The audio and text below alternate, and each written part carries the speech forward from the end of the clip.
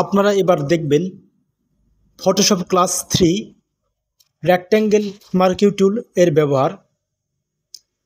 তো চলুন এবার আমরা ভিডিওতে যাই। প্রথমে আমরা ফাইল থেকে নিউ ফাইল নিব। এখান থেকে ফাইলের নেম দেওয়া থাকবে, উইথ হাইট দিয়ে দিবেন, এরপর হোয়াইট দিলাম, ওকে চাপলাম। এবার এটা আমি একটু বড় করে নিলাম।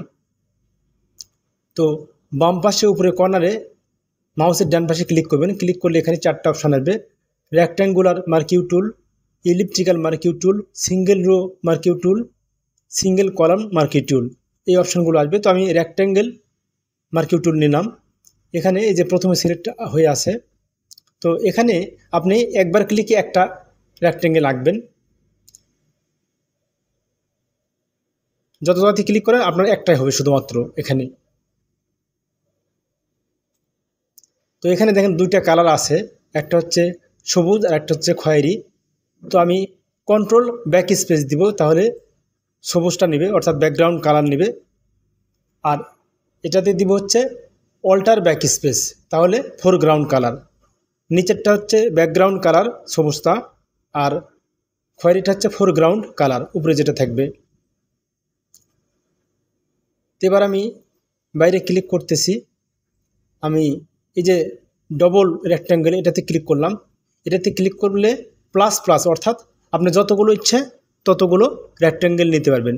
প্রথমটাতে কিন্তু একটাতে একটা ক্লিক করলে একটা রেক্ট্যাঙ্গেল হবে। এবার প্লাস প্লাস নিলাম, মানে যত জায়গাতে ক্লিক করবো ততগুলো আমার রেক্ট্যাঙ্গেল হবে। তো এই প্লাসের আরেকটা কাজ হচ্ছে আপনি রেক্ট্যাঙ্গেল বৃদ্ধি করতে পারবেন। এই যে দেখেন এখানে সিলেক্ট করে আপনি ছেড়ে দিবেন, ওই পর্যন্ত বৃদ্ধি হয়ে যাবে। এই যে দেখেন বৃদ্ধি হচ্ছে। যে পর্যন্ত এরিয়া সিলেক্ট করবেন তার বাইরের অংশটুকু বৃদ্ধি হবে এখানে। এই যে দেখেন বৃদ্ধি হয়ে গেল। যে পর্যন্ত সিলেক্ট করলেন তার বাইরের পাশ পর্যন্ত বৃদ্ধি হবে। এই যে বৃদ্ধি হয়ে গেল। প্লাস প্লাস অর্থাৎ রেক্ট্যাঙ্গেল আপনি বাড়াইতে পারবেন এই অপশানের মাধ্যমে, দ্বিতীয় অপশান। এবার আমি এটা ডিলিট করে দিলাম। এখান থেকে আবার আমি রেক্ট্যাঙ্গেল নিলাম, কয়েকটা রেক্ট্যাঙ্গেল নেব। বেশি যখন করতে চাবেন তখন এই প্লাস প্লাস এটা ক্লিক করতে হবে। এবার 3 নাম্বার, সাবট্রাক্ট ফ্রম রেক্ট্যাঙ্গেল আর কি। এখান থেকে যে পর্যন্ত আপনি সিলেক্ট করবেন সেই পর্যন্ত বাদ যাবে। এই যে মানে যে পর্যন্ত আমি সিলেক্ট করলাম এই পর্যন্ত বাদ হয়ে যাবে। এটা হচ্ছে মাইনাস প্লাস মাইনাস আর কি। আর এটা হচ্ছে আরেকটা দেখেন, ইন্টারসেক্ট করা অংশটা শুধুমাত্র থাকবে, অর্থাৎ যে পর্যন্ত কমন থাকবে সে পর্যন্ত থাকবে, বাকিগুলো ডিলিট হয়ে যাবে। এখানে প্লাস গুণ এটা আর কি, যে পর্যন্ত ইন্টারসেক্ট করবে সে পর্যন্ত অংশ থাকবে, বাকিগুলো ডিলিট হয়ে যাবে। এই 4 নম্বর অপশানের কাজ এটা।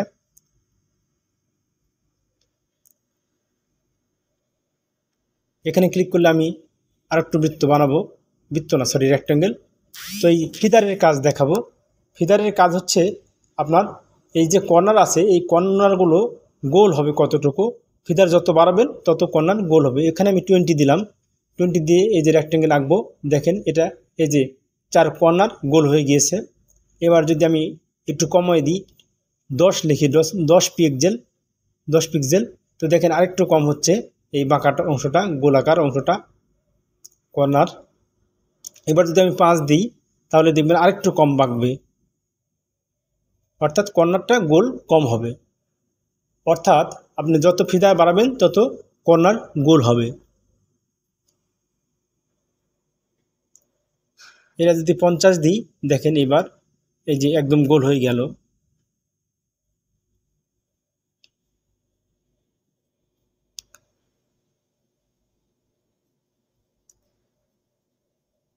এগুলো আমি ডিলিট করে দিলাম।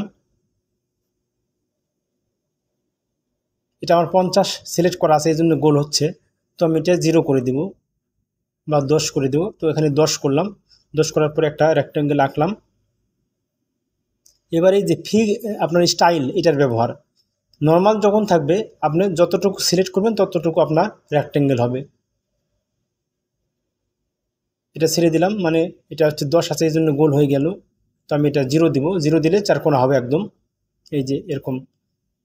নর্মালটার কাজ হচ্ছে আপনি যতটুকু সিলেক্ট করবেন, দৈর্ঘ্যপ্রস্থ যতই হোক আপনার সেটা তত বড় রেক্ট্যাঙ্গেল হবে। এবার ফিক্সড অ্যাসপেক্ট রেশিও, অর্থাৎ এখানে দৈর্ঘ্য আর প্রস্থ সমান হবে। এই ফিক্সড আসপেক্ট রেশিও দিলে অর্থাৎ দৈর্ঘ্য যত বড় হবে প্রস্থ তত বড়ই হবে। আপনার রেক্ট্যাঙ্গেল যত ছোটোই হোক অথবা বড়ই হোক না কেন, আপনার রেক্ট্যাঙ্গেলটা চারকোনা হবে, স্কোয়ার সাইজ হবে, অর্থাৎ দৈর্ঘ্য এবং প্রস্থ সমান হবে। এবার ফিক্সড সাইজ, এবার আপনি যত ইচ্ছা তত লিখতে পারবেন, অর্থাৎ দৈর্ঘ্য যত ইচ্ছা তত করতে পারবেন, প্রস্থ যত ইচ্ছা তত করতে পারবেন, যা লিখে দিবেন আপনার সেটাই হবে। এখানে আমি 120 আর 100 দিলাম, 120 আর 12 দিলাম, তখন দেখেন আপনার চিকন হয়েছে, এটা বাম থেকে ডান দিকে চলে গিয়েছে। এবার আমি 12 উইথ দিলাম আর 120 দিলাম, দেখেন এটা লম্বা হয়েছে, মানে কি পাশে কম আছে লম্বাতে বেশি আছে। এই উপরেরটা হচ্ছে আগেরটা আর নিচেরটা হচ্ছে পরেরটা। তো এরপর এই যে ডান পাশে আরও কিছু অপশান আছে, সেগুলো এই যে দেখেন ফাইল ব্রাউজারে ক্লিক করলাম, এখান থেকে আপনি ফাইল ব্রাউজ করতে পারেন।